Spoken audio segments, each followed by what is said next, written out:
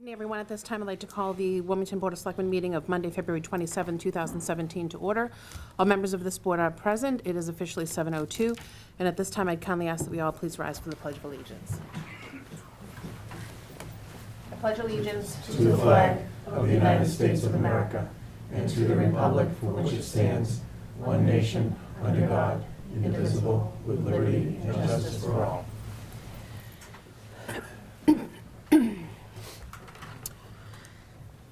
Thank you.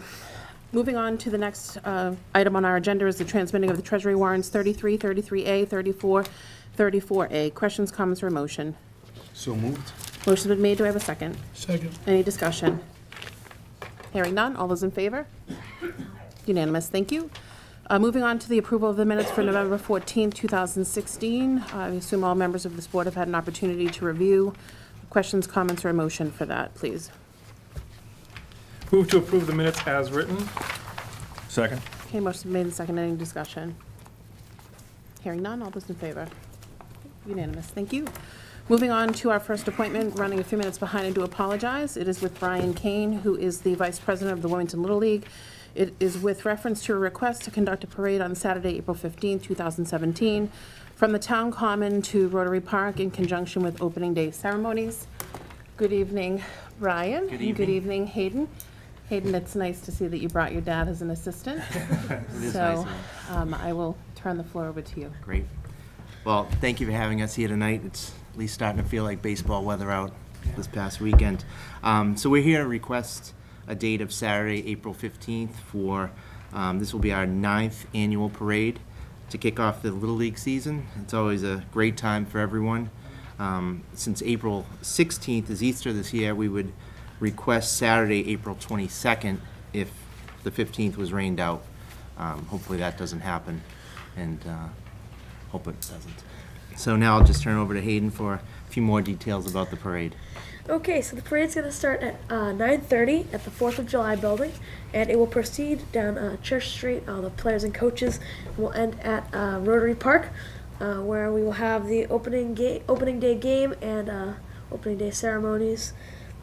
After of which the Kiwanis will be serving hot dogs for our players and coaches and any spectators who wish to go to the game. And yeah, and hopefully we're going to have the Minutemen and the American Legion there as well. Wonderful. Thank you. And as always, you know, the league, and we really appreciate the support of the town, the DPW, who always does a great job on the fields, and, you know, most importantly, this board for your support. I think I say this every year, but, you know, I always see the board, and there's a tie to everyone on the board to the league, and somehow I know, you know, Mike was a coach, and Kevin was a coach, and Mike was an umpire. Greg, you were a player. I think you played for the Yankees, if I remember. I don't like to tell people that. Doesn't surprise me. And, you know, Judy was another great player as well, too. But, you know, we always appreciate you coming down and the support you always give the league every year. Great. Thank you. Yep.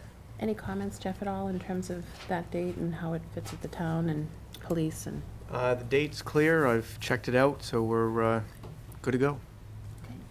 any questions or comments from anyone on the board? I'll start to my left. Yeah, just comments that I feel like I've made every year. Just great to see you. When I see you this time of year, it makes me think happy thoughts that we're coming out of winter and spring is on the way. And when Little League started restarted this tradition a few years ago, what'd you say, 9 years ago? 9 years, yeah. It's just unbelievable to me that it's been that long. I was so happy because it is really such a rich tradition. And it spans generations. You know, folks that were played in that league now are parents of kids that are in the league, and so it's a wonderful thing. And certainly we'll be glad to have a beautiful sunny day that day. Thanks for your presentation, Hayden. Nice job, and congratulations. We'll look forward to seeing you there. No, it's pretty much all said. Once again, it seems like a tradition where you bring your son in here, and you know you're looking for the board support for the parade, but you continuously get it. You guys do an outstanding job. I find it funny. I was at the parade last year. I forget the gentleman's name, the president. I forget his name. He comes up to me, so what are you doing here? I go, is it okay for me to march? He goes, well, you're not up for re-election.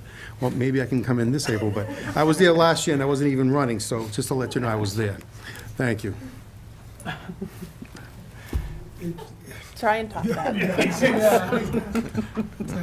It's just a great tradition, and And good luck. I'm sure it will be a great day. And I hope to be there myself. Thank you. Yes, thanks for your presentation, and yes, I am a proud alumni of Wilmington Little League. I played for several teams, the Yankees being one of them, so you didn't get to pick back then, but I wish you guys the best of luck. I hope it's great weather that day, and I wish you all the success this year. And Hayden, good luck to you, man. Thank you. Hope you have a great year.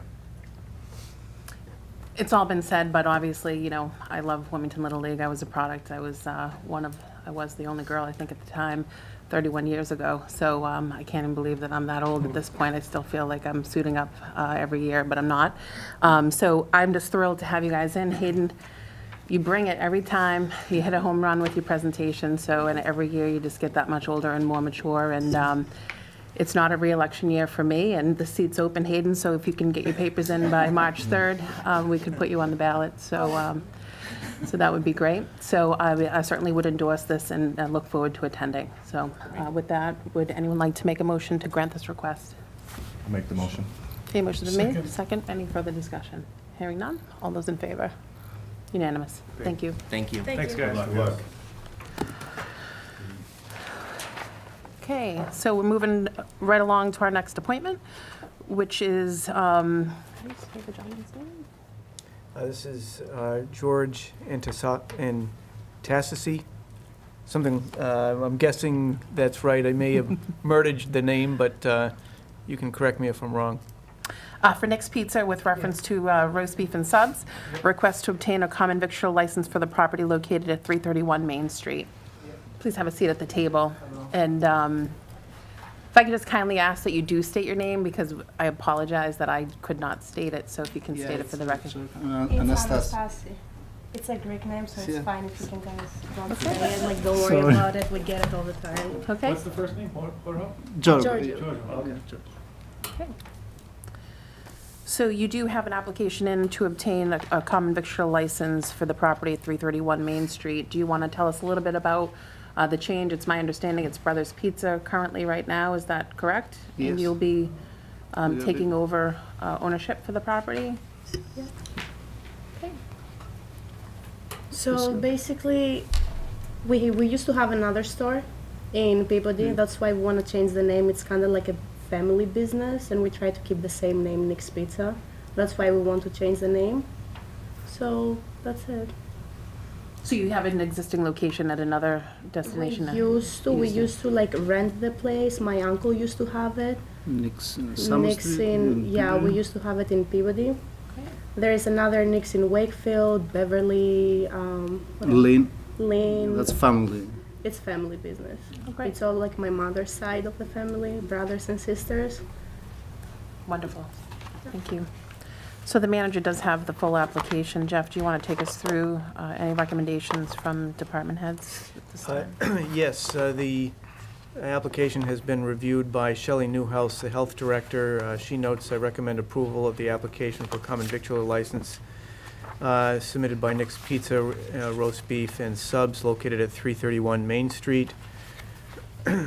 Also have a recommendation from the building inspector, Al Spalding, after review and consideration of the town of Wilmington bylaw and all applicable codes. I have no outstanding zoning issues with the above referenced business. Okay. Hearing all the department head recommendations, any questions or comments from any members of the board? If I may, Judy, I'm sorry, I'm not sure if this is appropriate. It's not real, my question isn't about your request for the permit, but I figured, if you don't mind, while you're here, those of us that live in Wilmington and sometimes go to what is now Brothers Pizza, how will it be different? How will Nick's differ on the menu or from the service or anything else? Basically, everything is gonna be the same, same but we have except some- from the name. Okay. Yeah. We even like told our customers that come to the store, like the only thing that is gonna change is only the name. We're not planning to change anything. We're just like trying to make things better so More we can better, have yeah. more customers than they used to, but that's it. That's why we put like more of amounts in the food and everything, but every other thing is the same. Very good. Thank you very much. Thank you, Madam Chair. Anyone else? Okay, hearing none. Anyone like to make a motion to grant the request? Make a motion that we grant the request as indicated by the chair. Okay, motion made. Do I have a second? Second. Okay, anything further? Hearing none. All those in favor? Unanimous. Thank you. Good luck. Good luck. Good luck. Congratulations. Thank you. So this will be available to pick up tomorrow in the town manager's office. All right. Thank you. Okay, we are moving a few minutes early, but it's not a public hearing, so we'll proceed to the next item. It's with Valerie Gingrich, who is the Director of Planning and Conservation, regarding the proposed zoning changes. Good evening. Good evening. Welcome. I know you have a full array of topics to talk to us about. We do have a package of all the information, so what I'd like to do is just turn the floor over to you, and you can just take us through it the way you would like, and we'll ask questions and interact with you as necessary. That's perfect. Okay. Thank you. So we have 5 zoning changes that the planning board is sponsoring this town meeting, and 3 of them are mostly clarification and corrections, and I thought I'd start with those because they're pretty simple and straightforward. The first one is how we calculate the average front yard setback. So we allow for an average front yard setback when parcels or houses are closer to the street than they would be allowed to under zoning. If you have sort of an open lot in the middle of a street, let's say, you can look to the existing setbacks of the houses next to you, calculate an average with that, and then use that average for your setback for your new home. And the goal is that you would have houses sort of maintaining a consistent street line, so a consistent distance from the street.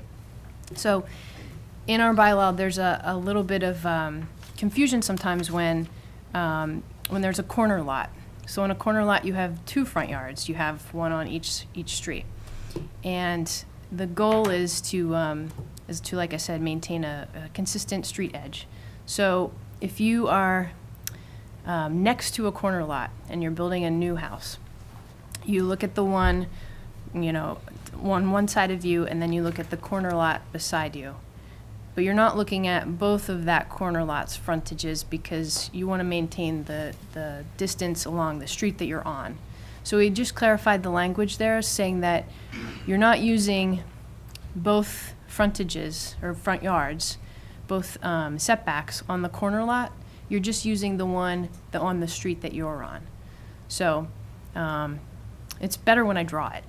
But we're just clarifying that you're not using both setbacks on a corner lot to calculate the average, just the one that is on your street, to maintain that line along the street. So it's a clarification of that. So with that one, Valerie, is that there's no prohibiting of what's been being done per se, it's just clarifying the metrics that you're using. Right. So, oftentimes if you're on a corner lot, your setbacks on both of those streets are not necessarily equal because maybe it's an older home and it was built, so that it was closer to the side street. Well, you're not going to use that small setback amount on the parcel next door. You're going to use the one that's on your street. So it's clarifying how that's calculated, and that's currently how we do it. We just want to put it, Like in here codify so that it? it's clear. Okay. What if the house is on the small setback side of the street? So this would be only when you're next to a corner lot and you have a sort of, 3 parcels along the street and houses here, and you're building here. You're going to use the setback of this existing, the setback of this existing to calculate the setback of this existing, but not the setback over here, because that is for this street line. Right. So Unless that was a street where the construction was ongoing, right? I mean, I think what Selectmen... Right, so if there's a parcel here that would use this setback and the setback there. So basically, it's just saying that you're using the average from the street that you're on, not a different street. Okay, you had mentioned that one side was larger than the other side. Right, so if And if you build a house on the side that's you're gonna take the larger of the two sides. So if you go on the other side of the street, it's gonna be the smaller of the two sides, right?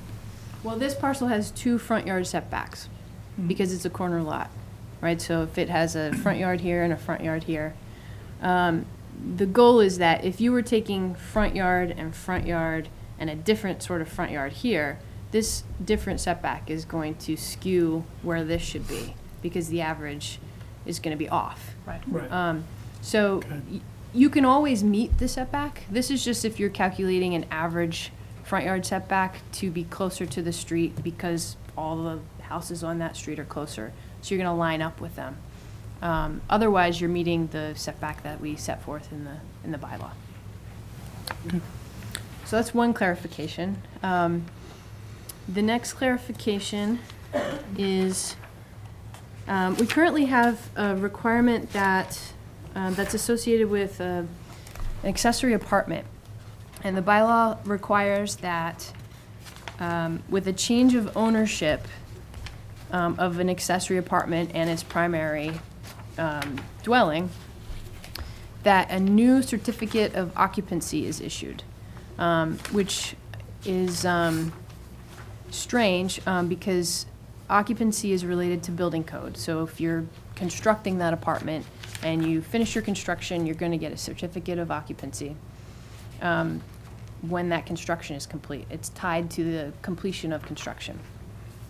What it's not tied to is change of ownership. So it's not something that you get when there's no construction going on. So just because that dwelling changes hands, you're not going to get a new certificate of occupancy. So we're striking that requirement because it doesn't happen now. I don't know how it could happen, and we're just going to get rid of that piece. So that's a deletion. I'm kind of surprised, to be honest with you, that it's even in place. I don't know how you can retro approve construction that's already buttoned up, the walls are already closed, the Right. wiring's already done. And that's why it doesn't happen currently, and we just want to take it out of there because it doesn't belong. Yeah. We find these things when we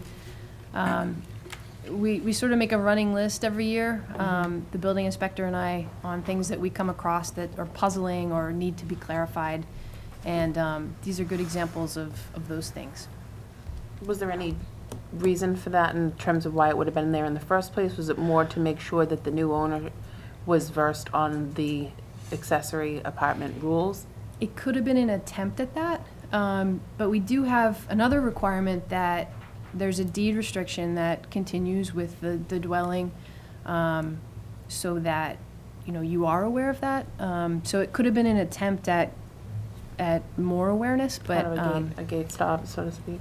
sure. Yeah, I think it may, and this is going by memory, which is always scary, but I seem to recall it may have had something to do with accessory apartments when those were first put into the zoning bylaw.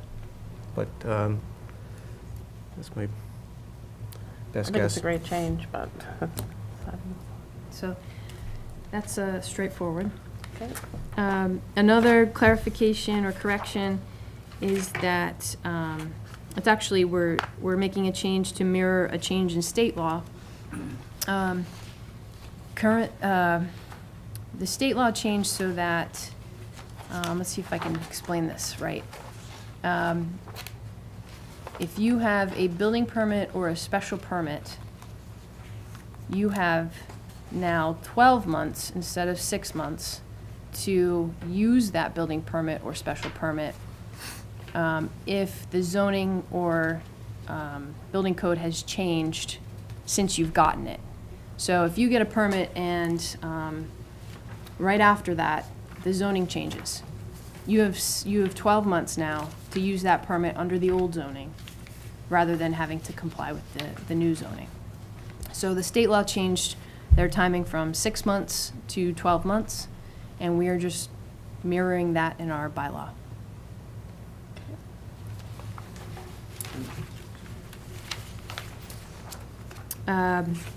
Another change that we're doing is in an effort to encourage uses that we think are appropriate and can spur economic development in the right places, we are proposing a change to pull research and development out as its own use in the bylaw. Right now, it's coupled in the general manufacturing category, which is our heaviest industrial use category. So that's concrete plants, it's really heavy manufacturing, it's not quite the category you would think of when you think of research and development, which is more of an office type of use with some labs.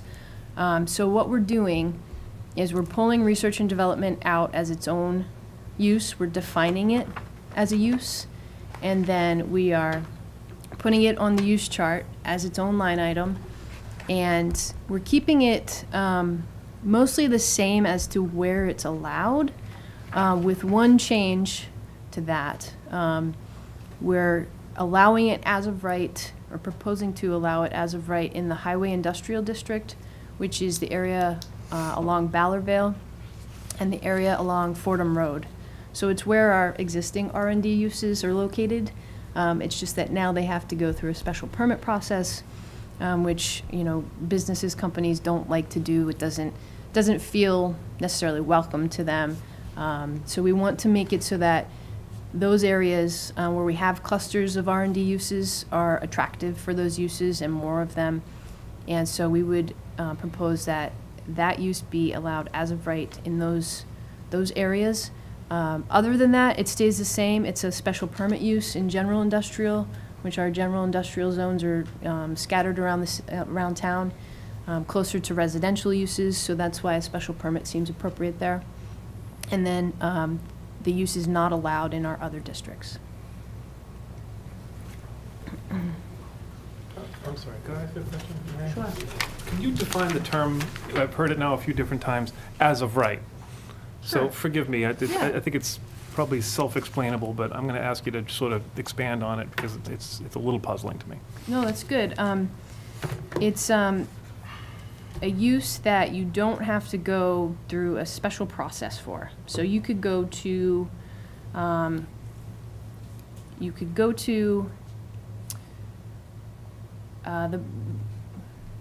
this is maybe oversimplifying it, but you could go to the building department and get a permit for it. You don't have to go to the Board of Appeals and say, am I an appropriate use for this spot or not? And then they kind of weigh the impacts and decide whether you're appropriate or not. It's an as of right use is you are appropriate for sure. There's no question. You can do that use there. And so there's less risk involved when you're looking at a parcel for a business, and it sort of signals that we want that type of use there. So by virtue of creating the category, what are you calling it again? I'm sorry. Research and development. Research and development, the research R&D category, those type of enterprises in the areas that you mentioned, Fordham and Ballardvale, can in your simplified arrangement, can come down to the planning department and say, I want my permit, and not have to go through the protracted process of a special permit. Right. Okay, thank you very Yes. much. Okay. Good. Last change is that we are proposing a temporary moratorium on recreational marijuana establishments. So the timing of this is, I'll explain the timing. As we all know, last November, the state approved recreational marijuana use and establishments. But we haven't yet gone through the process of figuring out what the regulations are for those things. And we expect that will happen later this year. I think they have a time frame set up that they have to have those done. I think it's by the end of the year or around that time. So for the meantime, what we're proposing is to be clear about what's happening and say those uses for retail and other recreational marijuana uses are currently not allowed, and that temporary kind of prohibition goes through, I think we said June 30th of 2018. So it gets us to the next town meeting next year where we can have a permanent zoning solution so that we have zoning that says where you can, where you can't, how you can, and what the process would be for that, and make sure that that complies with the regulations that'll be coming out later this year. And I those like are- it. I'd like to see it continuously put off, but that's just my personal opinion. Yeah, and we're hoping to get some clarification on exactly what towns can and can do in that respect. So it seems appropriate to kind of put it on hold for now, while there's clarifications. Any questions? Yeah. Yeah, may I ask, in the absence of this moratorium, what's the hypothetical? Could a retail establishment come and set up shop? I mean, how does, are we vulnerable without it? Well, the timing is that, let's see if I can remember this right. The timing is that the commission that will be established will begin accepting applications next, I want to say March or April, and will begin issuing permits around that time. So there's sort of a tiny little window where we wouldn't have a permanent zoning solution in place saying yes or no or where, and they could issue a permit. It's unclear if you don't have anything in your zoning. Typically, if you don't specifically spell out a use, it's prohibited. But it's not clear that we can outright prohibit that use. So we need to kind of figure out what we're allowed to do and what we're not allowed to do in that respect. Would this also be a moratorium on medical marijuana dispensaries? No, it would not. Those, we had a temporary moratorium on, or sort of similar thing on that use when it first came up and was first allowed. And then we put permanent zoning in place for that. And that's currently what we have today. Particular zoning for that? Yes, for medical. You getting a lot of requests for that? Like, at least inquiries, not requests, you know. There are periodically inquiries. Yes. Yeah, thank you, Madam Chair. Didn't we create a district off Ballardville Street for, I know, adult entertainment as well as distribution of marijuana?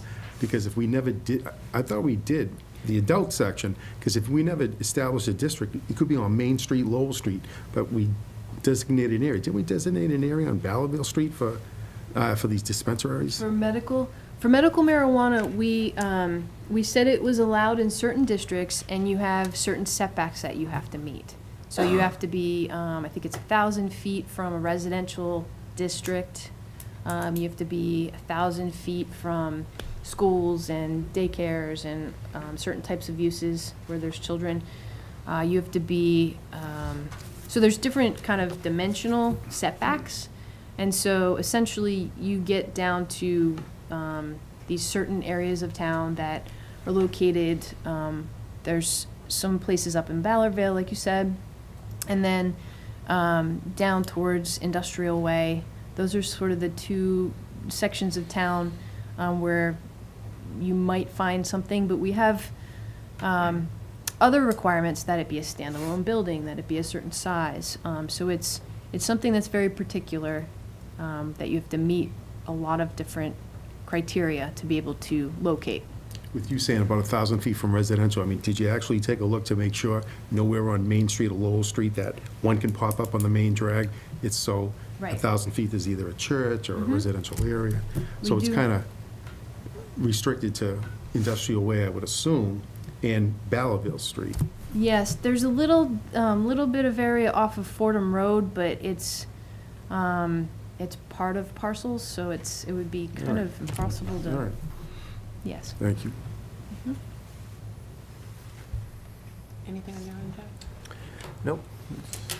Any other Just questions? if I Yes. could add, Madam Chair, just thank you for this, Valerie. I appreciate this. I think this is a great idea because regardless of how you feel about this issue, I think we can all agree that it would make sense to wait to find out all the findings from the state and the guidelines and have all the facts before we made a decision. So I would agree with this. Thank you very much. Great.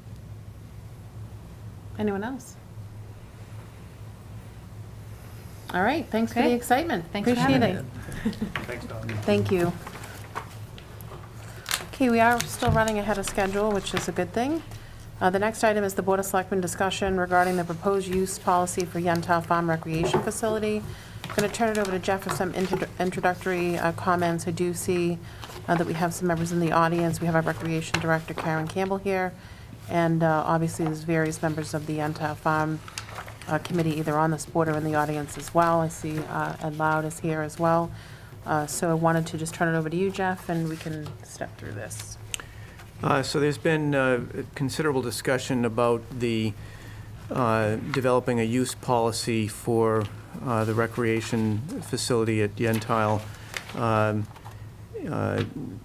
primarily dealing with the turf field, but just generally covering the entire area. There were discussions that actually involved Debbie Cipriani, the former recreation director, Kendra Emerald, the former assistant town manager, was involved. Members of the Yentau committee have been involved. And then more recently, Karen Campbell and Paul Looney, the town engineer. And so what has evolved through these discussions is the policy that you have before you. This policy was presented to the Recreation Commission at their meeting on February 16th, and they reviewed it, essentially recommended it to the board with one question, and the question that they had was with regard to insurance and whether insurance should be required of groups that are looking to obtain a permit for the turf field area. And this one we had gone back and forth on to some measure. I had a conversation with Karen about it after the meeting, and it's my recommendation, and Karen's, I believe, as well, that we include a requirement for insurance. So why don't I start by just going through the various elements right from the top. First of all, it's noted here that all areas considered common areas, with the exception of the multi-use turf field and concession building. The permitted area is just going to be the turf field and the concession building. So, for example, there's the event lawn, which is off of Lowell Street. There is no requirement for any permitting there. There's obviously the walking areas and so on, the play apparatus, the basketball and street hockey courts. Those will not require permits. We are looking to make this a carry-in, carry-out facility. I think we've had some very good success with that approach at Silver Lake, and I think I've certainly noticed this in a number of public parks.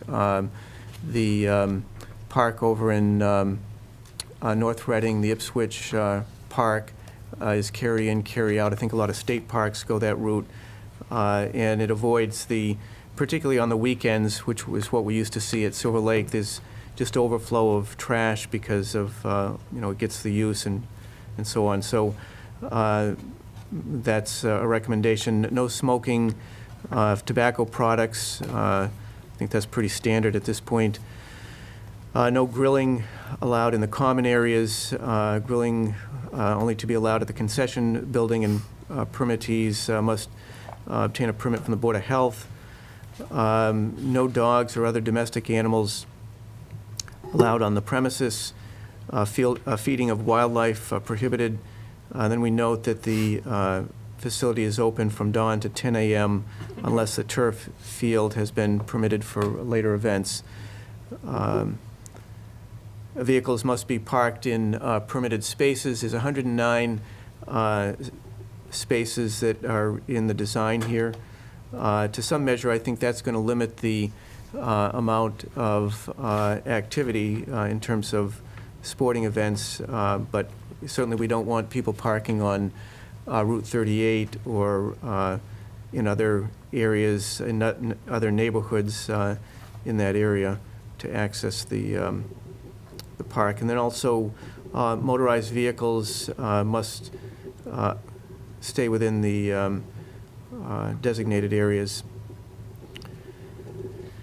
The permit process is described here. If there's anything as I'm going through this that members have questions about, please feel free to interrupt. The permit application is online, and it will be permitted through the Recreation Office, so Karen Campbell will really be the point person on that. Applicants must be 21 years or older. Can I, you invited me to interrupt, so I will. Sure. You started by saying that the permitting will be for the athletic field, the turf grass field, or the concession stand exclusively. So you're not permitting the use of the common areas, the grassy areas, for any activities that may be held in those areas. Where I'm going there is, I don't know, I think of like the common, right? If someone wanted to have a yard sale or set up a farmer's market or something like one of those activities, but do it on the natural grass common area at Yentile, that's something that they could do without coming before us or getting a permit? Yes. Okay, it's interesting. Yeah, it would really be a kind of a first come, first serve type of arrangement. One of the things we also talk about in here, we really want to, for the teams that are going to be using the field, we're also indicating that they shouldn't be using the event lawn for practice while they're waiting to get on the field. I think the overarching idea here is, and I think it has been throughout the inception and creation of this park, is that we're creating a space that is available for multiple interests for the individuals, the students, the kids, adults who are interested in active sporting. You can use the basketball court or the turf field. If you're interested in simply taking a walk around the park, there's space, opportunity to do that. If you're simply interested in having a family gathering, maybe tossing a frisbee, you can use the event lawn. So we're really trying to maintain the viability of multiple uses happening in that space. Thanks. Selectman Champion does bring up a good point when we're talking about a farmer's market or a flea market or a yard sale. I mean, right now, we require, if someone's doing a yard sale or a farmer's market over at the 4th of July building or the old Sway parking lot, to get permission to do that. Mm-hmm. I mean, with that, all of a sudden, multiple neighbors get together and say, let's have a yard sale at the event lawn. Or concert, I'm just thinking, Well, I'm trying to jump yeah. out there ahead of activities that people might be inclined to want to have on the open space. I don't know. I don't want to make busy work and maybe we see how it goes, and if it's something that needs to be regulated later, you do so, but just thinking out loud. Yeah, I would say that this policy is likely to evolve and be tweaked as we experience different situations. We're trying to kind of create that sweet spot so we're not, being over-regulatory, but also trying to recognize some of the issues that, that we want to head off. To continue on in terms of the permitting, there's an application that is available online that individuals would need to complete, would provide a copy of this policy. Permittees assume responsibility and liability for injuries, damage to the property, and again, this is where we get into the certificate of insurance. Most of the groups that are going to be, that we expect to be using, looking to use the field. The youth groups would typically have this type of insurance, and so we would expect them to be able to provide a certificate of insurance. As it's noted here, smaller groups, those groups that are not incorporated, there would be a statement releasing the town from any liability associated with that, their activities on the turf field. And this is pretty common, I think, in other communities who have similar fields.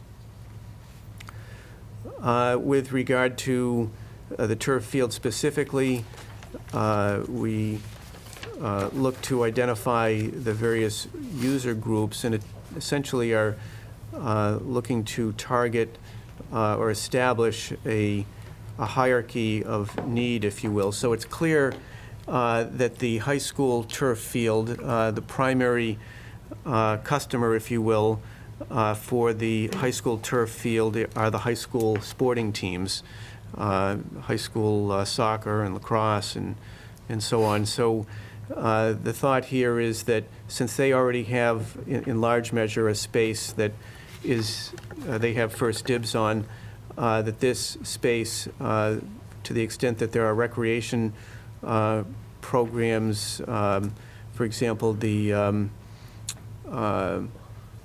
flag football program is one that comes to mind. They would have an opportunity to schedule that. And then the youth groups, I think when we first talked about this a few years ago, one of the things that was touted at that time was that we would be creating a turf field that would, for the youth group, so they would have greater access to a turf field. So again, it's not to say that these groups, that any particular group is going to be locked out of the ability to get time on the field, but just in terms of looking at this, those groups are clearly going to be, there's going to be an attempt to try to schedule them as appropriate. Ultimately, the recreation director will really have to go through a balancing act of, making space available or trying to schedule it in such a way that as many groups as possible will have access to the space. The permit will be issued will not be issued during scheduled maintenance, so we want to make it clear that they're, particularly during the week, or pretty much exclusively during the week when Public Works is down there, that when they're doing maintenance to the field, there would be use of the field would not be permissible. Spring permit holders may not access the field until the Director of Public Works has opened the field for the season. Again, every season, every year seems to be different in terms of the conditions that exist, and so some years it may be possible to open the turf field earlier, maybe late March, mid-late March. Other years, if we've got a lot of snow and so on, obviously we're not going to be able to open the turf field until later, so that is really up to Public Works Director's discretion. And then on the other end, the expectation is that the permits would be issued through November 30th, again, subject to the Public Works Director's determination. If we have an early snow, obviously we're going to have to shut the field down earlier. The next talks about, again, the attempting to provide some measure of attention to the various groups. The fall, it's expected soccer, field hockey, lacrosse, football would be the principal users of the field. Spring lacrosse, soccer, and other, and then potentially in the summer soccer. We expect that there will be certain times when the field will not be used by any groups specifically, and to the extent that's the case, then people can who are can access the field for pickup games. And it notes here, permit will be given at the discretion of the recreation director in an attempt to be as fair as possible within the user fee permit list and maximize usage. Considerations will be given to intended use of the field, the size of the organization, and alternative sites available for the organizations. We talk about the scheduling periods, so requests will be accepted in the Recreation Department in January, beginning in January for the spring season, approximately April 1st to June. DPW will continue to determine the start date. Permits will be accepted in March for the summer season, July 1 to August 31, and then May for the fall season, September 1 through November 30th, subject to weather conditions. Turf field rules, again, this, turf fields are somewhat unique. Certainly they have their advantages in terms of maintenance, but we also want to make sure that they're treated in a way that it's going to maximize the life of the field. So there are rules that are listed on the permit. Only players, coaches, and officials are allowed on the field. No dogs or other animals permitted on the field at any time. No food or beverage except water is allowed. No gum, sunflower seeds, or other items. Only turf-approved footwear. No bicycles, scooters, rollerblades, skateboards, or other such devices. No staking is permitted on the field. These really mirror what is already the case at the high school turf field. No flammable devices are allowed. Approved athletic equipment only. And then with the concession stand may only be used by groups with a permit. Concession stand may be permitted with the turf field or on its own, as we talked about earlier. Entities permitting the turf athletic field may elect to include the concession with their permit. Permitted entities must abide by the carry-in, carry-out policy and clean up with the concession stand after each use. At the end of each day, the permittee must empty the concession stand of all food, supplies, and equipment brought in. The permittee is responsible for unlocking and relocking the doors after use. Permitted organization is serving food. It's responsible for obtaining any necessary Board of Health permits. In that case, Board of Health permits would apply. Then we just talk about the permittee being responsible for any damage. If damages occur, the permittee will be assessed 100% of the cost to repair or replace the damage. Wilmington Recreation and the Town of Wilmington reserve the right to revoke a permit at any time. So this is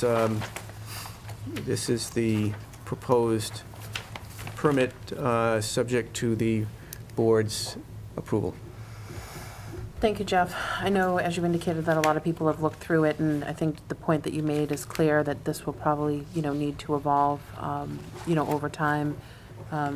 Obviously, wanting to get the park open, it makes sense to give a best effort to get something out there and released. And, I think that the point that you made, Selectman Shampoo, regarding, an unscheduled event, I'd like to think anyone that would think to do something of that magnitude would seek the town's, advice and opinion on doing something there. But you do, bring up a good point, so I think we'll have to just see how things go, in that regard. In full disclosure, I've looked at this. I've had meetings with Jeff and Karen, as has Kevin as vice chair of the Antal Farm Development Committee. So we did have a sit-down discussion regarding some of these rules and regulations, and we were able to give feedback, which I appreciate the opportunity, and I'm sure I can speak for Kevin in saying, he feels the same. Some of the things that were discussed, just putting it out there, the biggest discussion was the dog factor, and, I was opposed to having dogs there based on the fact that we have a dog park, and just concerned that, dogs being there, and there's a lot of moving parts and different things going on. We're concerned about cleanliness and safety, and the safety of the animals for that matter, with 2 major routes, 38 and 129, being very adjacent to the property. We have residential homes, we have businesses in the area, we have people of all ages and various activities going on. I was a proponent to not have dogs there.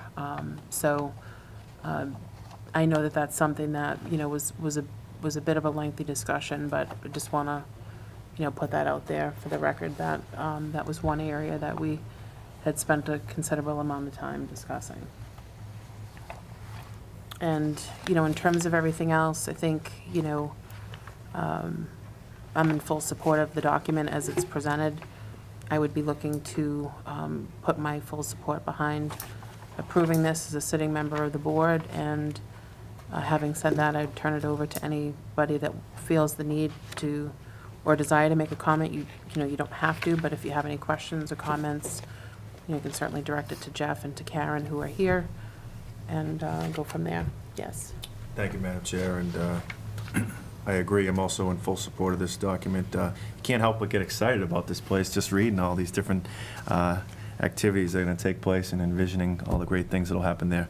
But thank you to certainly the rec department, Karen, and to those on the committee who put a lot of time into this, and to the manager. And I think it looks consistent with a lot of the rules we have for other parks. I think it looks fair.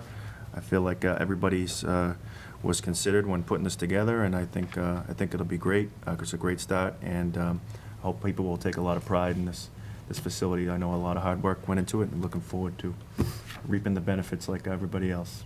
Thank you. Anyone else? Yeah, no, I would agree with our chairman. We did agree with the no dogs on the premises, and we really looked at the priority list to allow the opportunity for everybody. If kids wanted to do a pickup game was one of the priorities that we had as well. So I think it covers everything. And so it's a fine job that was done by Karen and the Recreation Department. Anything over here? Yeah, Kevin, you mentioned the pickup game, and that I'm really very, very delighted to hear that. In other communities that I've traveled to, it's not always the case that the use of the turf grass field is open and available to the public when it's not a permitted use. And I'm really bullish on the idea that it ought to be. So kudos to the committee for that. That being said, when are the permitted uses, they're free? It's just a matter of getting a permit. It's not a chargeable event, correct? That's right. All right. And I don't know if Karen or whomever, is there a schedule? So hypothetically, I got a couple of my buddies that want to play football. It's never going to happen. But hypothetically, you want to go down there and you want to play football, and hoping that maybe the turf grass field is available, and you get down there and the soccer league is showing up or whatever. Is there a way for folks that might be inclined to do a pickup game to look online or see or call or determine when it's booked and when it's not booked? Is there anticipated use? You can certainly call the rec department Okay. at any time, and we would be more than happy to check the calendar. We're not going to post a calendar, Okay. but we certainly would be very willing to hear any request. If there was an opening that was at a time, possibly in the summer, that could happen. We're expecting maybe a little less use by the major youth organizations in the summertime. Just certainly contact us. We'll have the permit request form on the website. Thank you for that. The only last thing I had to say was about the turf field rules, which are, I think, intuitive. Now the turf grass fields are so prevalent in so many communities. I think folks are kind of getting used to what the rules are. But is there intent or expectation to post those rules, or maybe they're already done, to have them kind of in a couple of places around the perimeter? Yes. Okay, great. I think that's worthwhile. Otherwise, fantastic. I'm looking forward, like my colleagues, to participating in some activities down there and going down and watching them. So thank you. No, yeah, I'd just like to say, I absolutely agree that it's a nice thing down there. Obviously, you do need rules and regulations with the expense that is cost the taxpayers, but I would hope to think down the road, if you need to tweak some rules and regulations, you have to be open to that. Because I know there was a lot of talk about not a soccer field, maybe a multi-use, and there was talk about, something for the seniors, a little bit of a mature crowd going down there.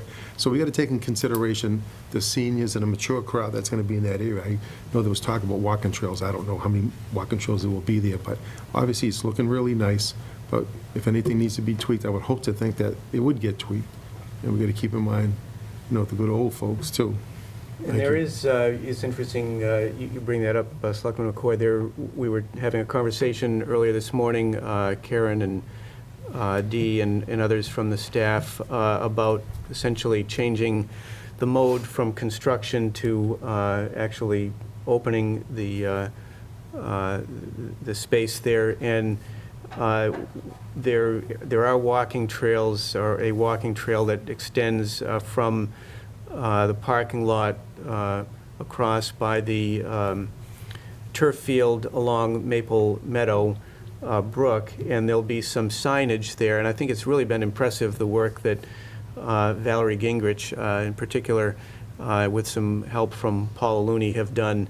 There's some historical markers that will be put up talking about Wilmington, and also explaining some of the environs there. So I think that'll be a neat feature.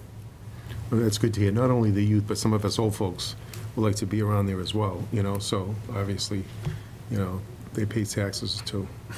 All right, great, thank you. Anything else? Karen, did you have anything that you wanted to say at all? I have said it and said it and said it. Okay. I appreciate that. I appreciate the work of you and your commission. I know that you've spent quite a bit of time working on this, and really do appreciate you asking for, you know, our feedback and taking that into consideration. So obviously any policy like this needs to be voted on by the Board of Selectmen, so that's Yes. why it's coming to us. It has already gone through a favorable process with the Recreation Commission, so we are essentially the final stop. I would just say, you know, prior to asking for a motion to approve this, I'd be interested in hearing from the manager and from Karen, just in terms of how you intend to release this information, whether it's going to be a link on your website, if there's potential in the newsletter that comes out from the town manager to maybe reference the rules, even in a rec paragraph, or even in your recreation newsletter, and any other media forums that we can avail ourselves to, such that people, you know, go and look at for the rules and regs. Because I had expressed, you know, in a offline meeting, that if you're getting a permit for a field component, you're going to get these rules and regs, but what about the layperson that's a resident in town that wants to kind of know the rules and regs of just going down to that environment and what's expected of them or any member of their family? So I'd be interested, after we conclude on this, some feedback on communications on the back end. So there will be first of all, there'll be some signage. Not only will there be signage on the fence at the turf field that speaks specifically to the requirements or limitations in terms of the turf field, but in the main entrance going into the parking lot, there'll be signage that will reference the no dogs and carry in, carry out, and the larger elements. I do anticipate including in my section of town topics something covering the rules and so on. Okay. Yes. Just one more thing, it's still on for May 13th as the grand opening? Yes. Yes. So would anyone like to make a motion to approve this use policy as presented? I'll make that motion. Okay, motion's been made. Do I have a second? Second. Okay, any further discussion? Hearing none, all those in favor? Unanimous. Thank you. All set? Okay, Yes. thank you. All right, so moving on to our next appointment, which is the discussion relative to the board's intention to lay out the ways described in the proposed warrant article for Cheyenne Drive. Cheyenne, yep. Cheyenne. So this is, as has been the case periodically over the years, when roads have been, through subdivision, have been completed, and the town engineer has reviewed the work, they will periodically be brought forward for the Board of Selectmen to consider it. Ultimately, there would be a public hearing if the board is so inclined to move forward. As you see in your packet, a Board of Selectmen public hearing is scheduled for the 13th of March to receive any comment. There's a memo from Paula Looney that outlines the situation here. Final inspection was completed on the roadway. As of this date, the road has been completed in accordance with the approved subdivision, definitive subdivision design plans. After review of the documents and having performed final inspection, Paul recommends the Wilmington Board of Selectmen authorize proceeding on this public way. There's a bond that is currently being held for 10% of the cost of the work, $13,736. It's part of the original surety. The town has up to 18 months from substantial completion until the street is accepted by the town. So what I'd be looking for this evening, you should have in your packet a map that describes the area. It's off of Concord Street, right at the 93 access point there, just beyond Woburn Street. This development had 6 new homes, conventional subdivision with granite curbing, sidewalk both sides, brick crosswalk, 28-foot wide pavement width, terminates at a cul-de-sac, roadway approximately 500 feet in length. So what I would be looking for this evening is that the board accept the recommendation of the town engineer and myself to move forward with the intention to lay out this way as described. Would you be looking for a formal motion at this point for that? Yes. Okay. And Questions, then, of course, it would be the public hearing, and then the board would have to make a final decision on the 13th. Okay. So would anyone like to make a motion to grant the manager direction to proceed, To a with public this street hearing. and stuff? What's that? To proceed to a public hearing. Yeah, proceed to a public hearing. Sure, I'll make the Okay, motion. motion's been made, do I have a second? Yes. Okay, any further discussion? Hearing none, all those in favor? Okay, unanimous, thank you. Okay. So, moving on to our next appointment, which is the review of the annual town meeting warrant articles submitted by petition.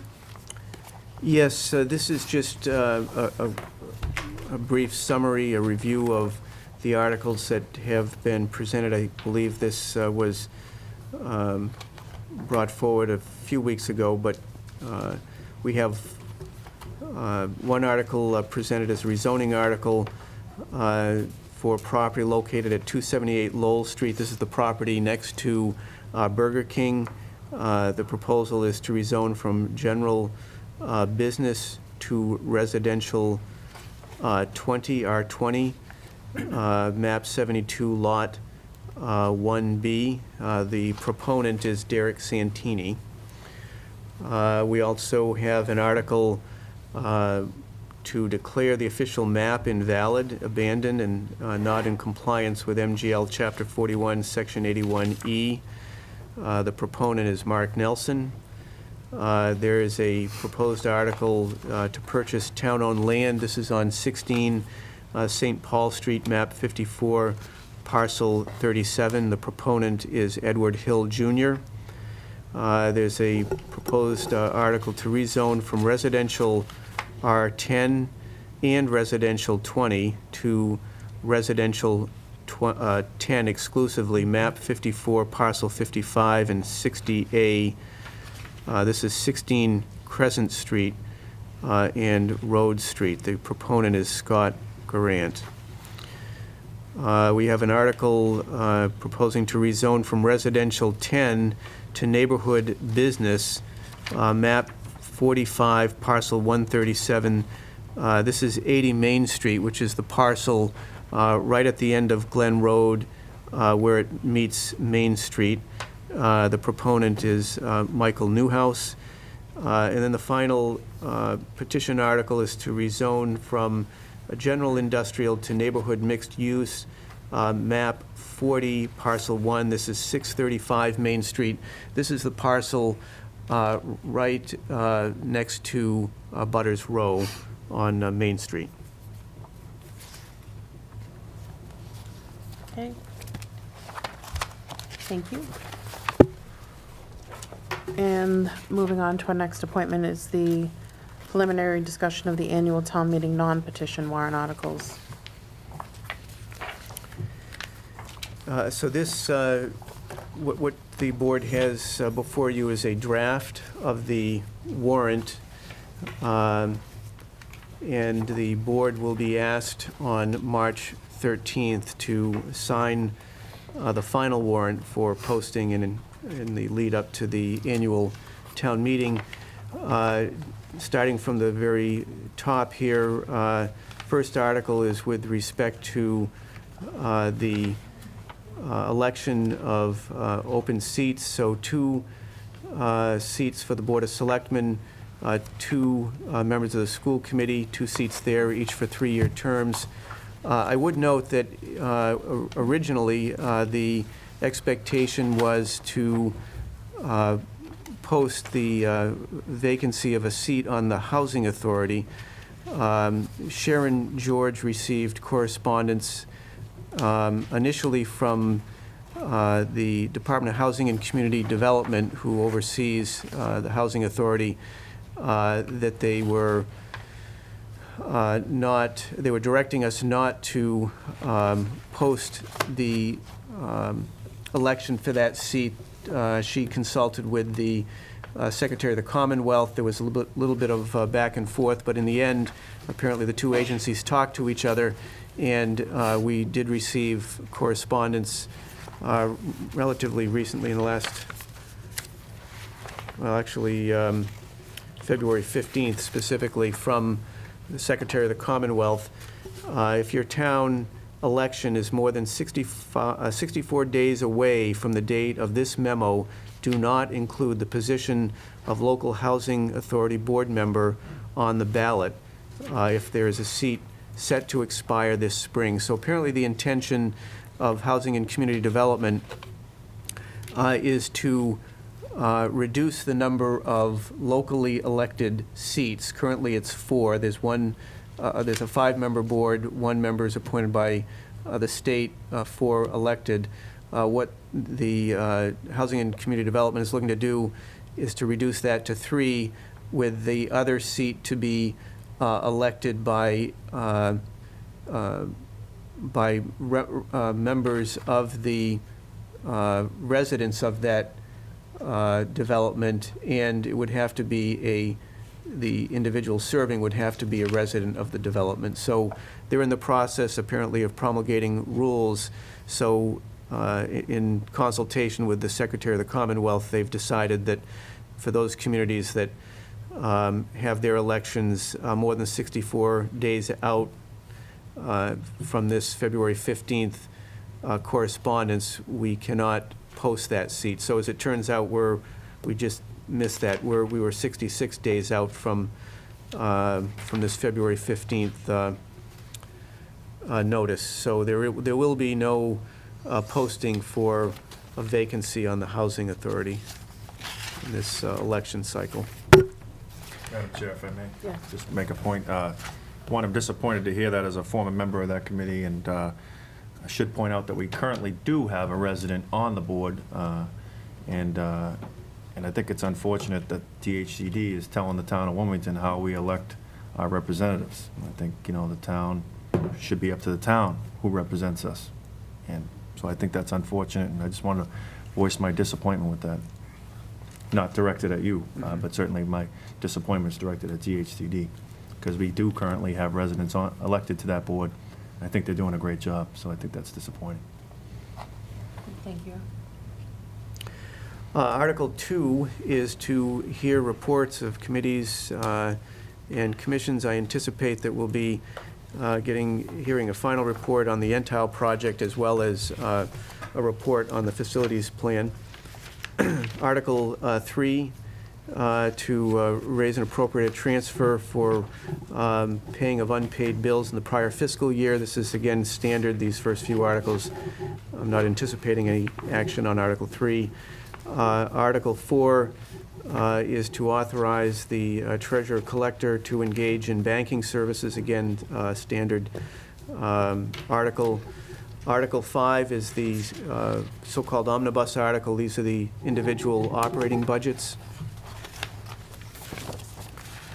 Article 6 are articles associated with the purchase of various Equipment, under the police department, the purchase of 5 replacement police cruisers, purchase of 1 replacement animal control vehicle. Also, a fire department, the purchase of 1 replacement ambulance. Under DPW, 1 heavy-duty dump truck with plow and sander, 1 heavy-duty 1-ton utility body truck with plow, 1 pickup truck with plow, 1 tractor to be assigned to Parks and Grounds, and then 1 heavy-duty tree chipper. Under public buildings, 1 Ford Escape to replace a Crown Vic, 1 Ford F-150 to replace a 1999 Ford Ranger. Elderly Services, purchase of 1 replacement handicapped access van, and under the schools, purchase of 1 student transport van. Then Article 7, we get into the individual capital-related items. This next one is to purchase shared storage environment for police and town server infrastructure. The cost associated with this is $45,000. Would you like me to go through the costs as well, or just hit the? If you have the numbers, we'll take them. Okay. For sure. So this one is $45,000 for the servers for the police and fire, police and town systems. The next one, Article 8, again sticking with the IT theme, is to purchase approximately 20 network switches for the general government. Again, $45,000. Article 9 is to replace various workstations throughout the general government departments, $30,000 to be proposed there. Article 10 is to purchase 3 servers for the town infrastructure and VMware licenses at a cost of $15,000. Article 11 is the purchase of electronic control weapons, otherwise known as tasers, for the police department. You'll recall we had purchased some last year, and this is the second phase, $32,500. Article 12 is the installation of a high-density storage system for evidence storage at the police department. The estimated cost is $25,000. Next is purchase of a steel secure storage trailer for the firing range over behind the DPW. Cost there is $20,000. Article 14, purchase of a video surveillance system to monitor the exterior of the public safety building. Estimated cost $30,000. Article 15 is the replacement of a building management system in the Wilmington Middle School. As you know, the middle school was constructed in 2011. That system has not been changed out, and the cost to do that is $35,000. Article 16 is to replace the chairlift at the Shawshene Elementary School. The cost associated with that is $125,000. Next is roofing work, replacing 14,215 square feet of roof area at the North Intermediate School. The estimated cost is $355,000. Article 18 is addressing issues associated with the municipal separate storm sewer system, or MS4, requirements of the National Pollutant Discharge Elimination Systems, NIPDES as it's referred to. This is something that cities and towns across the country are having to deal with in terms of stormwater runoff. Our cost this year is $10,000, or estimated to be $10,000, and we will be dealing with this for the next several years in terms of complying with this requirement. Next is sum of money to improve the drop-off area over at the North Intermediate School. So when you pull in that semicircle area, the plan is to repave that area, new sidewalks and so on. The estimated cost on that is $100,000. Let's see, the next one is to expansion of the Wildwood Cemetery, phased expansion of burial spaces for the Wildwood Cemetery. The cost here is $40,000. Phased construction of sidewalks at the town common. We're looking at a two-phased project here. The cost for this would be, let's see, $15,000. Jeff, may I interrupt you, please, and step back to Article 20?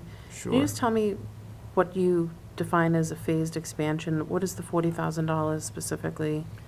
So you'll recall when Mike Woods came in a couple of months ago, he was talking about the columbariums, Yes. and so this will be the cost associated with purchasing those types Okay. of structures. Okay. Thanks. Article 22 is the installation of a new heavy-duty vehicle lift at the Public Works Mechanics Bay. These are the lifts that the vehicles are placed on when they're doing work. Cost here is $26,000. Article 23 is purchasing 2 sets of solar-powered flashing pedestrian beacons to be located at a couple of high-profile pedestrian crossings in town. The cost there is $30,000. Next, these begin to cover some of the school requests. Money for the replacement of 30 computer workstations and software in the middle school technology engineering lab. The cost associated with this is $67,000. These have not been replaced since, again, the school was constructed.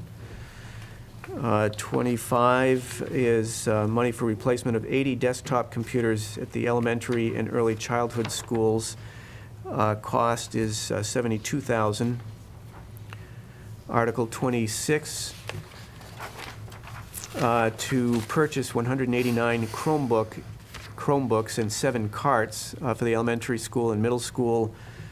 The cost on this is, let's see, 25. Cost on this is $40,000. Just make sure that that's right. That sounds right.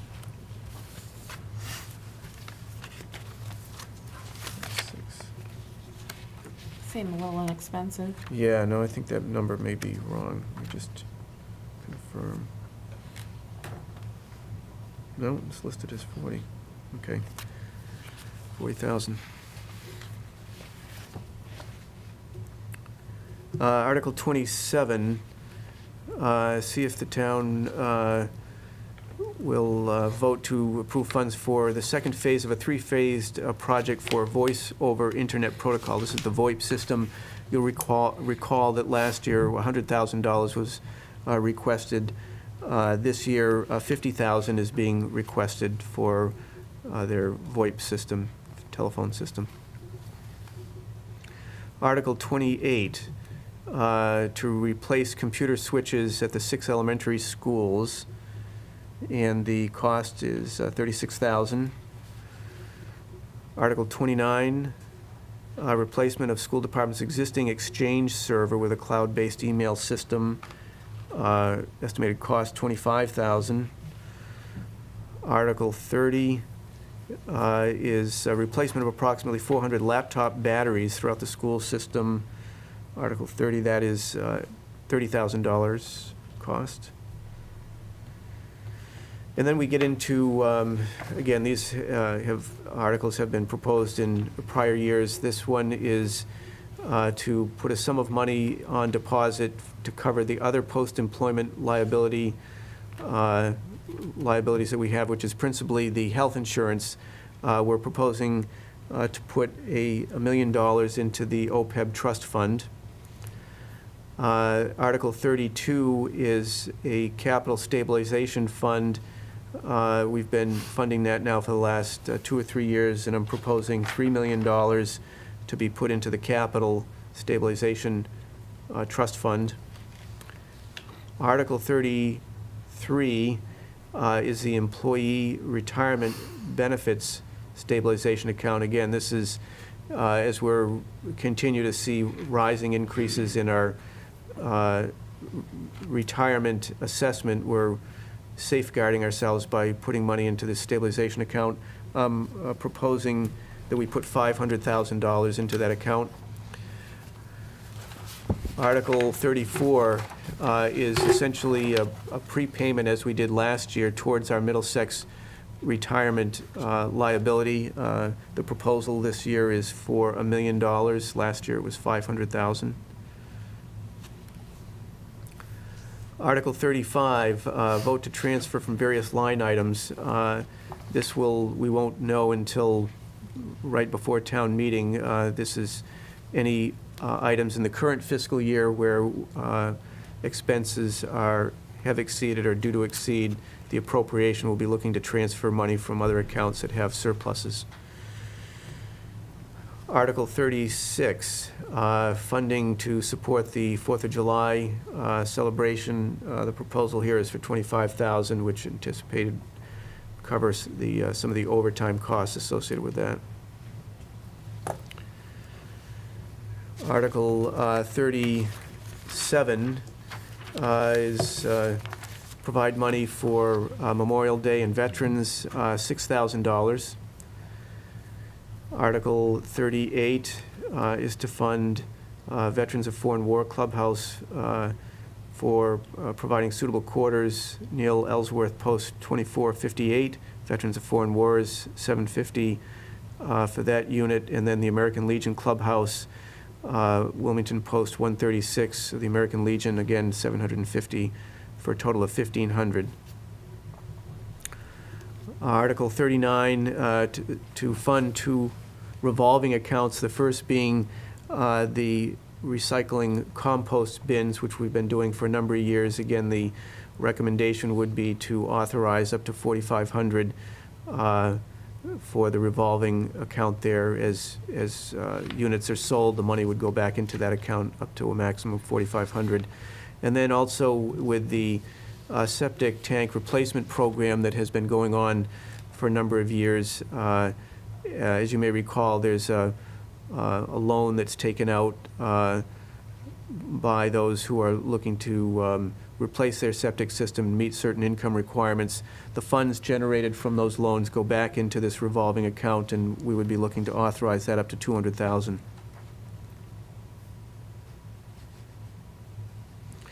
The next one, Article 40, is the rink, the proposed rink, which of course, as you know, we do not currently have access to, but we do have a revolving fund set up for that, and we're looking to have the limit for the revolving account continue to be set at $526,000.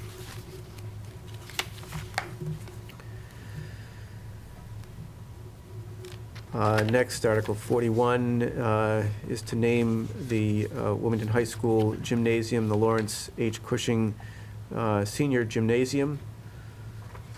Then we get into the various zoning articles that Valerie Gingrich spoke about. So that's Articles 42,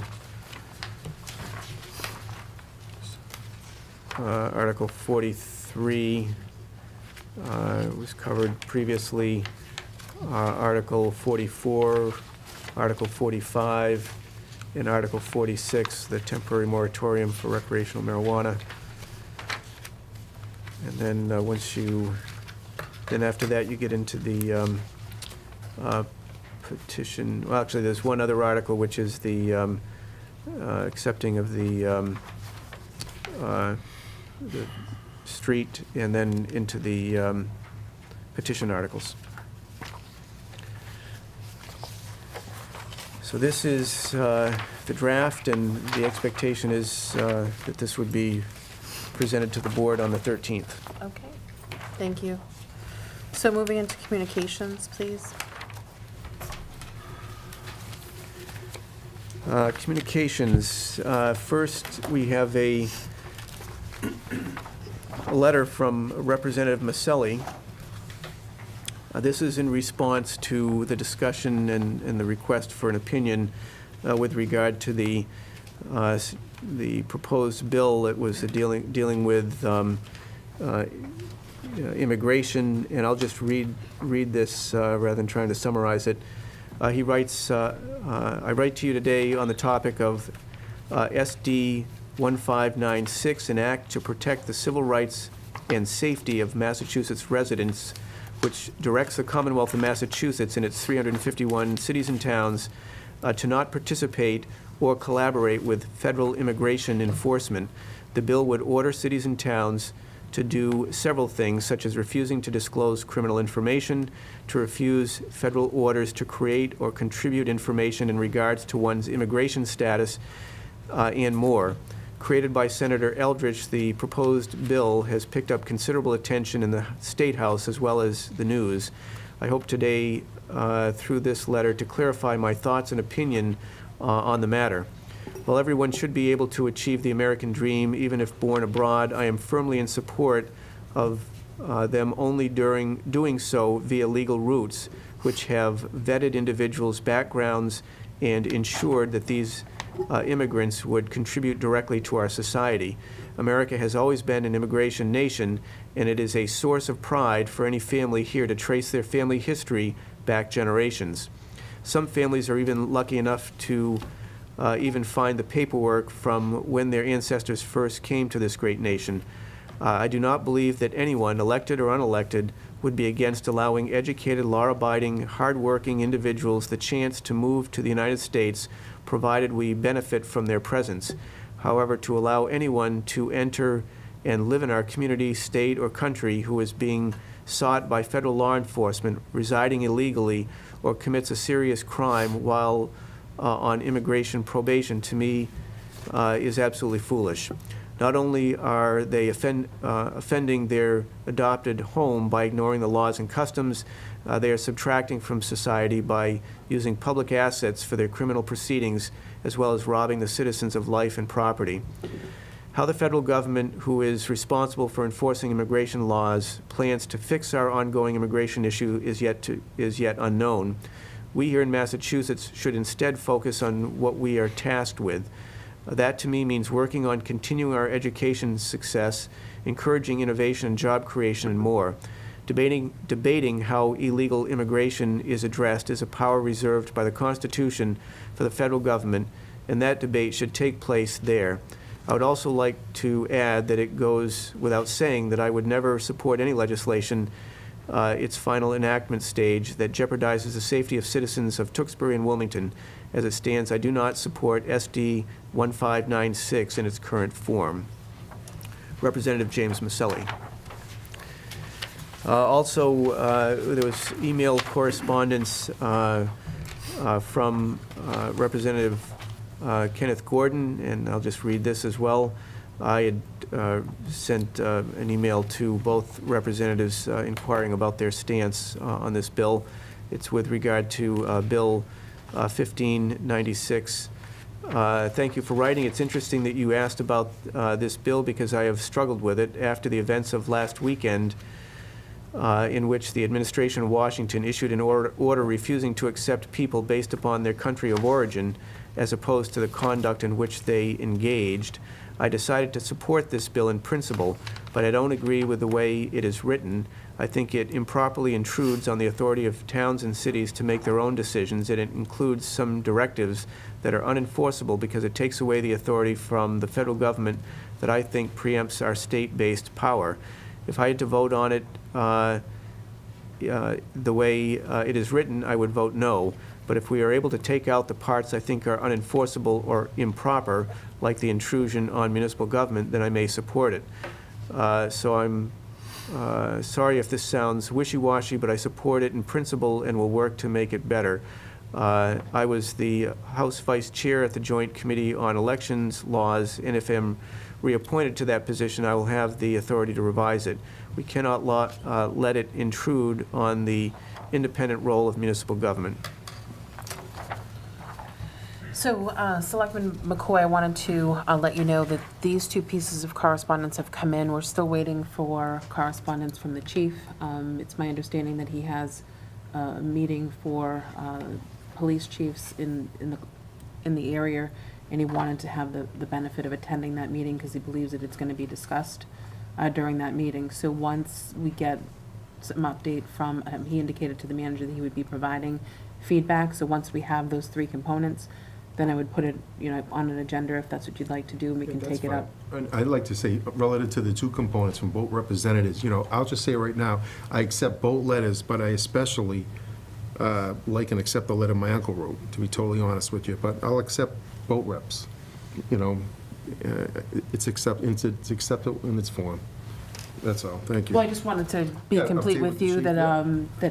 that's the missing piece to the Sure. equation that I had committed to getting Yep. No, that's for you fine. through the help of the manager. And I know this meeting as well as the previous meeting, it has not been an agenda item, and I just wanted to Mm-hmm. clarify for your knowledge as to why I didn't put it as a board to consider item.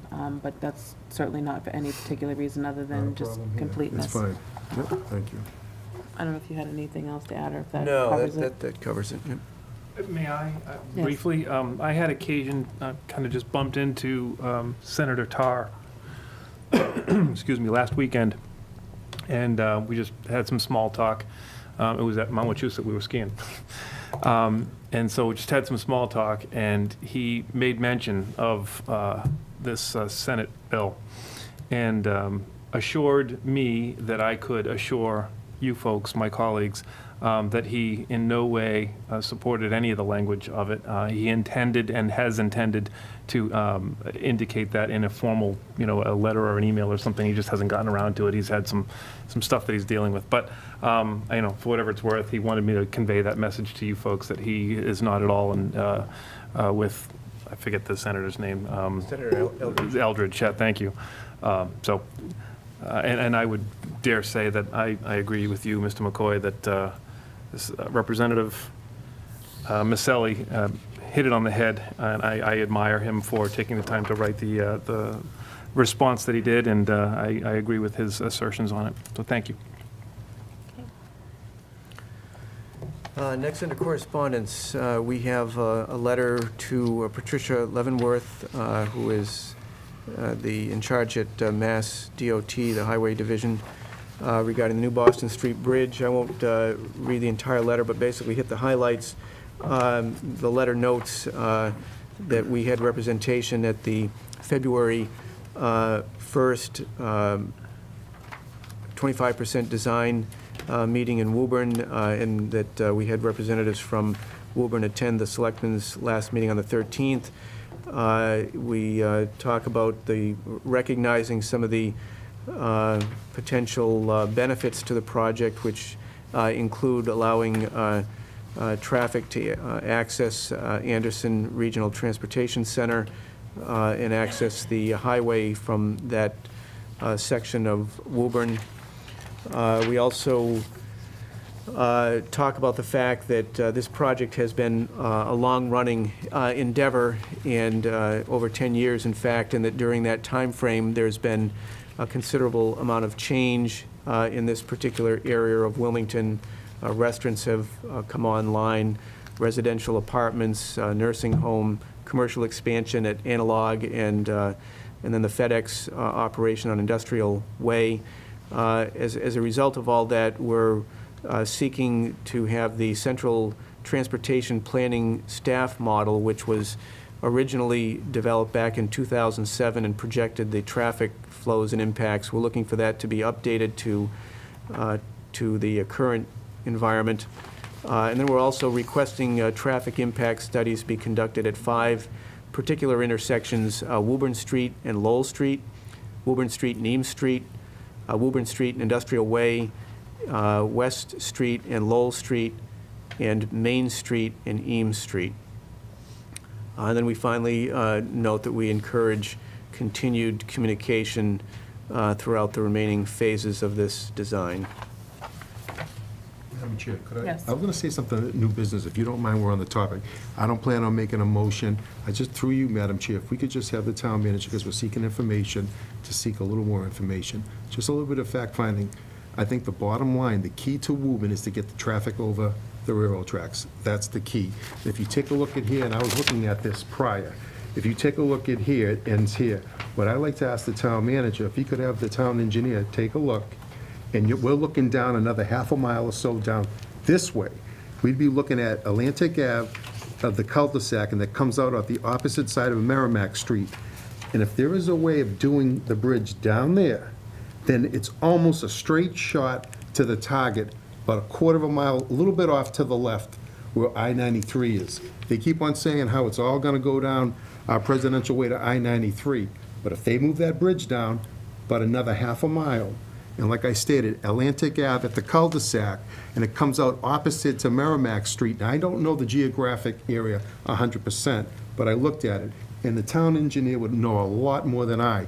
And it may be a few hundred feet here or there, all right? But there could be, but obviously there's property, but it's almost a quarter of a mile to the left, and it'd be almost a straight shot right to I-93 in south and north, and it's on the Woburn side.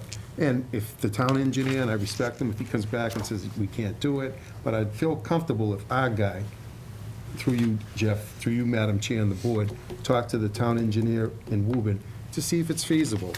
I mean, if you're looking, it's where it's near the Anderson T station, that, and that would take all that industrial way, go over the track, because that's the goal. They need to get the bridge over the track. If they did it there, and I'm no engineer, there's a cul-de-sac and another road. You're looking right almost across the street to 93 North and 93 South by Target, and it's that way. That's where this picture shows, and it cuts here. I'm talking about over here. Maybe can't do it, but at least if we're gonna look for some fact-finding, who knows, maybe, So Jeff, you're gonna capture that? and Yeah, talk with that's you? all. Yeah, so the issue, I guess, is whether the bridge could be constructed at a location that would bring the access point out to the Anderson station. It's in that vicinity, and the traffic would be almost, it's right here. It's, I think, Atlantic Ave, where the cul-de-sac comes out to the opposite of Merrimack Street, and right over there, you see the Target, the Starbucks Right. area, and it would be almost a straight shot right to I-93, north and south, and everything stays on the Woburn side, and I think that's the goal, get it over the railroad tracks. Maybe you can't, but Yeah, I if can you certainly take a have look at him it, that's take a all. look at it, sure. Not gonna beat the drum on it, but, who knows? I appreciate it, thank you. Sure. Okay, Next is memorandum from Denise Casey, Assistant Town Manager, regarding the Comcast cable license renewal. What the board has before you is a memo that outlines the ascertainment findings. This came out of the hearing that the Board of Selectmen convened last week on the 13th. I won't go into all the details here, but it includes letters that were submitted from various residents and others supportive of WCTV and the continued need to financially support WCTV. It references the educational, public, and government access needs of the town and the expected continuing needs going into the future. Talks about the operating budget and the capital budgets for WCTV and the need to provide continued support and funding for WCTV. And then in the end, it's requesting that the Selectmen authorize the Cable Television Advisory Task Force and the town manager and/or his designee to commence informal renewal negotiations with Comcast, with such informal negotiations based upon the foregoing ascertainment findings. Further, that the franchising authority reserve the right to amend or otherwise supplement the ascertainment record and issue a formal process request for proposal as determined by the franchising authority. So we're moving down this road, if you will, to renewal of the Comcast license, and what is the board will be asked to take up under board to consider is authorizing this ascertainment report and allowing the cable committee and myself to go forward with informal negotiations with Comcast. Okay. Next is a memo. I just wanted to provide the board with a status on the RFP for substance abuse, specifically referenced as addiction and family counseling services. The document, the RFP has been completed. It was completed last week, and it is slated to be advertised in various locations on the town website, the town crier. Combuys, which is a state online service that we are required to post all of our RFPs and invitations for bid, gets out to a large audience, and also will post it here at Town Hall. To the extent that there are entities that we're aware of that are interested in the RFP, we'll also be looking to get the RFP issued to them as well. The deadline for proposals is March 30th.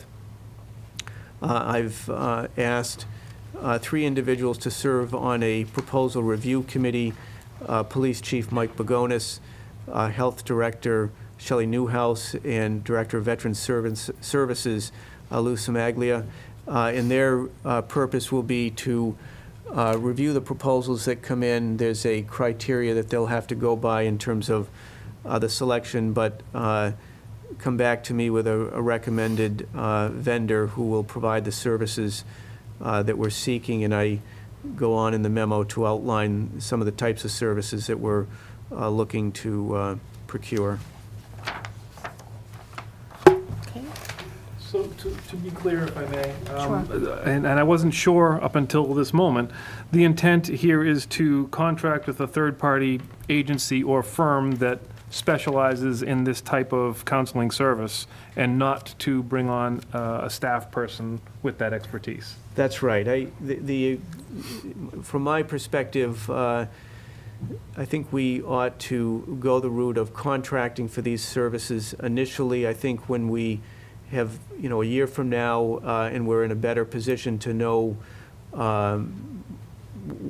the needs to really fine-tune the services that we need to provide, we may decide that, it's appropriate to have a staff person on board, but it's a lot easier to go from a contracted service to an individual as opposed to going the other way. Yeah, indeed. Okay, thank you. I appreciate the clarity. Next under correspondence is a memo from the Massachusetts Alcohol and Beverage Control Commission.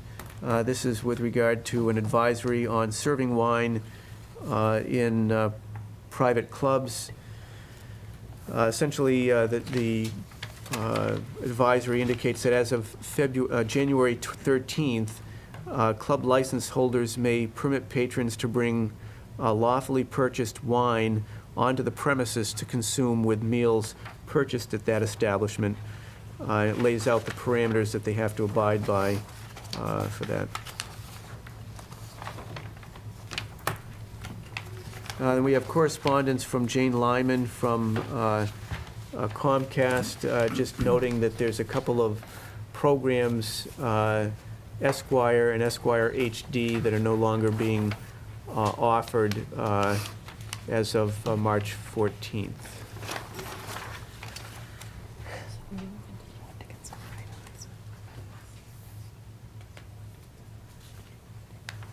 Yes.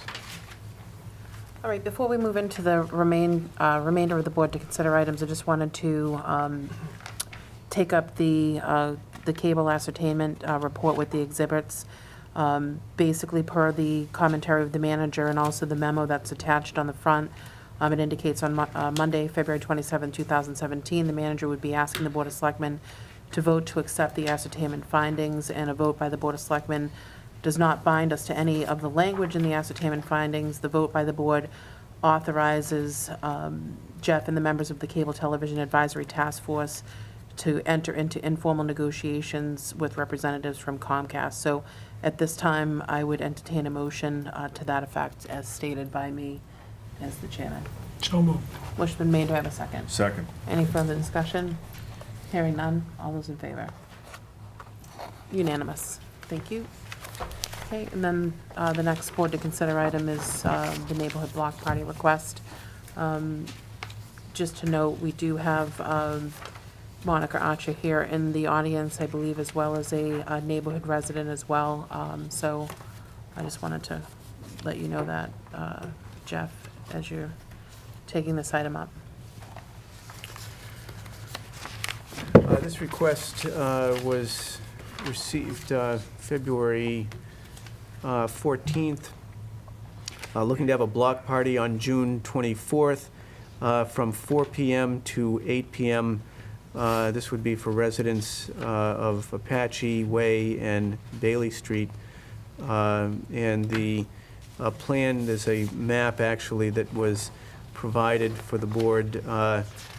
The plan would be to have the area at the end of Bailey where it runs onto Apache Way blocked off, and then separately blocked off on Apache right at the intersection with Bailey, again for that period of 4 p.m. to 8 p.m. Talk to the police chief. He has no issues with that, and if there are the need for sawhorses, they can contact the Public Works Department, and we can provide sawhorses to be used for the event. Hi, Monica. I see that you're here. Thank you very much for coming. So I did speak with Monica with reference to this request, and I had directed her to put written correspondence in through the board to make a formal request. You can see that in the attached, Monica has taken the liberty of sending out a letter to her neighbors, and from my estimation, it looked to me like this letter and request, everything is in order. It's intended to be a neighborhood event. It talks about public safety and the willingness to work with our public safety officials to see that this could exist and happen with minimal interruption to emergency flow if necessary. And the time frame, I would note 4 to 8 p.m., I think, in my opinion, is a reasonable time frame relative to noise with the DJ. And I plan to vote favorable for this request. Anyone else? Questions, comments, or a motion to grant the request? With no reason or no indication of any concerns from public safety, and with the professional presentation in front of us, I would make the motion to approve the request. And motion made and seconded. Any further discussion? Hearing none. All those in favor? Okay, unanimous. Thank you. Okay, moving on to our next. Next is a board to consider request of Susan Hendy, Pan Mass Challenge Wilmington Kids Ride. This is an annual event that's been going on, I believe, since 2006 over at the Carter Lane between the middle school and the West Intermediate. This is a program that's coordinated with the police department. We have no concerns about the arrangements here. It's scheduled on Sunday, May 21st. The ride will take place from 8 a.m. to noon on the 21st. Ms. Hendy notes that the event has run since 2006, and the Wilmington Pan Mass Challenge Kids Ride has raised just under $170,000, which is certainly a respectable amount of money. Absolutely. Questions, comments, or motion to approve this request? Make a motion to approve the request. Okay, motion's been made. Do I have a second? Second. Any discussion? Hearing none. All those in favor? Unanimous. Thank you. Next is a request from Dana Burnham, president of the Wilmington Farmers Market, to conduct their farmers market again beginning June 11th and running through October 29th. These are Sundays. It would run from 10 a.m. to 1 p.m.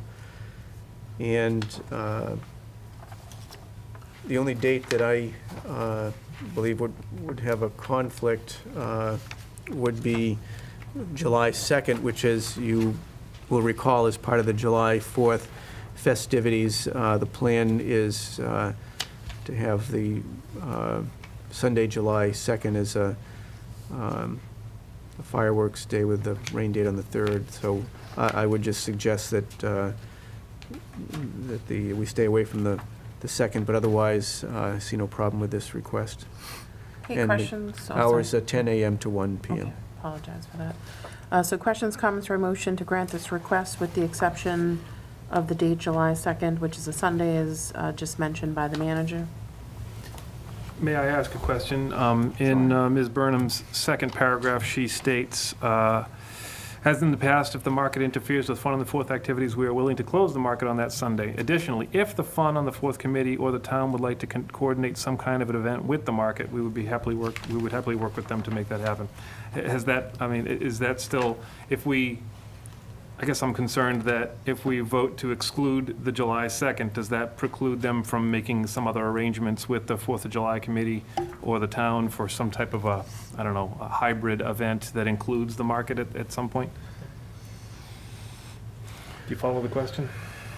Yeah, I don't know if there have been conversations with the July 4th committee.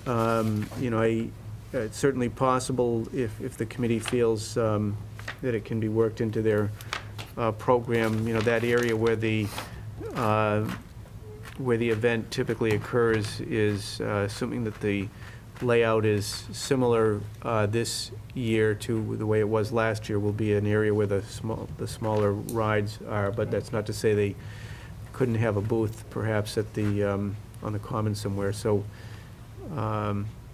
there's certainly the prospect, if the board was so inclined, to leave it open, and if there is a way to work it out with the July 4th folks, then that could possibly happen. So if it sounds reasonable, I'd like to make the motion that we approve the Wilmington Farmers Market for the dates stated, and as it relates to the July 4th or July 2nd in this case, if there is some arrangement that the 4th of July committee and the Farmers Market would like to coordinate, that it be subject to or contingent upon the acceptance of the town manager. Motion's been made. Do we have a second? Second. Okay, any further discussion? The other option too, if it doesn't work out and they still want to have a farmer's market in the morning, could they go down to the event lawn down at Yentile recreational facility as an option? If they wanted to continue to have it, or they may want to just cancel it, but I'm just throwing that out as an additional option to them. Well, they don't need a permit. Yeah, that's right. Certainly, I can bring that up as an option, yeah. Okay. Okay, any other further discussion? Hearing none, all those in favor? Are you in favor? Oh, yes. Okay. Unanimous, thank you. Fell asleep. And next is a request from the Sons of Italy to have teaming up with the Dominators Car Club to host a collector car show on Saturday, August 26th, 2017, from 9 to 2. Event consists of 125 to 150 show cars, barbecue and music played on a radio. This event, for the last several years, has apparently been held in the Sonic parking lot. They're looking to have it on the Swain Green and the parking lot there. Run it through the various folks that need to review this. The fire department, there's no concerns. It doesn't conflict with any issues from the school department's perspective and from recreation. I would just suggest that any grilling not take place on the event lawn, but, I mean, the Swain Green, but otherwise, there's no concerns. Okay. Questions, comments, or a motion to grant this request? Move to grant the request. Okay, motion Second. made and seconded. Any further discussion? Hearing none. All those in favor? Unanimous. Thank you. Okay, so we already took up the recreation facility use policy, so at this time, open it up for any public comments. Okay, hearing none. For new business, and what I'd like to do is, as chair, is to start with that, and that is to share some exciting news with the general public that since our last meeting, we have a special announcement and a newest member to our Board of Selectmen family. We wanted to publicly congratulate Selectman Bendel and his wife Andrea on the birth of their lovely daughter, Miss Charlotte Bendel, who came into this world on Wednesday, February 15th. And I certainly don't want to take away all the exciting details, so I'm going to turn it over to Greg, but I just wanted to offer our sincere congratulations to you and your family. We're very excited to hear about her arrival, and obviously I said at the last meeting that there would be a new Wildcat. I probably should have said there could be a new Ram. I needed to make sure I leave room for that as well. But we did receive your thank you card that was directed to myself as well as Jeff. We as a board with Jeff and Bev did send an arrangement to the Bendel family, and we did receive your very kind thank you note. So with that being said, I'd like to turn the floor over to you, and just wanted to share this milestone moment in your life with you. And since I've been involved in town government, I have not had the good fortune of being on a board or committee that we've been able to welcome a new baby. So certainly wanted to give you all the excitement and joy that you deserve. And if you want to take the comments from here and share any more particulars about your over-the-moon experience, that would be great. Yes, well, thank you very much. I appreciate, and I'm humbled that you would acknowledge my family here at this meeting. So thank you, and I appreciate your generous gift that you all sent, Jeff and the members of my colleagues, Beverly, and the cards and the gifts that you, and the well wishes you've sent to myself and Andrea and the baby, and the baby's doing great, mom's doing great, so we really appreciate that. Appreciate everybody that's reached out to us, and it's really exciting. You can imagine we're thrilled to have a healthy baby, and we're even more excited to be able to raise our daughter in such a great place. I can't think of a better place in the world we'd rather raise our daughter than here in Wilmington. So thank you very much for acknowledging us today.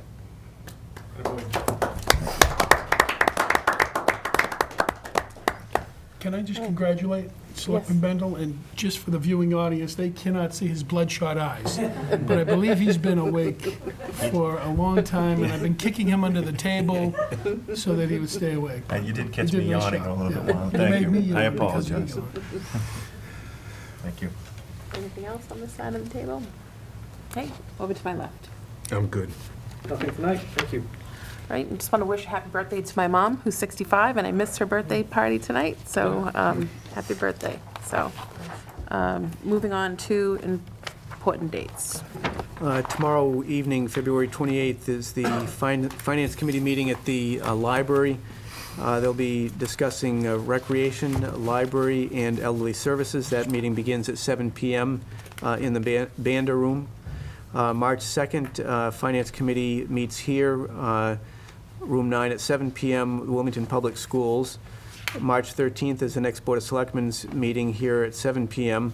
March 16th is a program entitled Behavioral Health, entitled Finding Balance for Kids. It's the Behavioral Health Provider Fair. and that's at the middle school from 5:30 PM to 8 PM. March 16th is the next Facilities Master Plan Committee meeting here in Room 9 at 6 PM.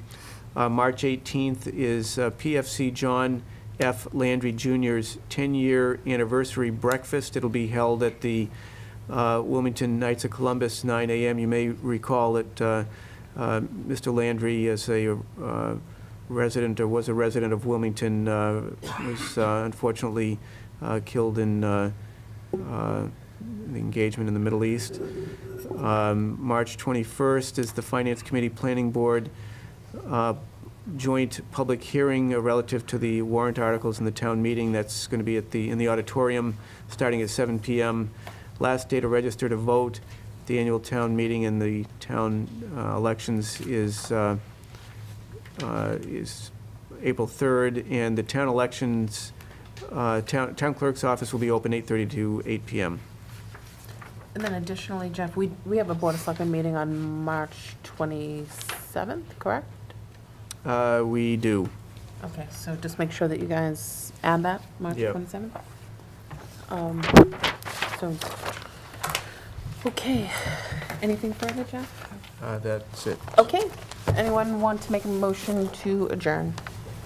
So moved. Okay, motion made, seconded? Okay, all those in favor? Yes, okay, good night, thank you.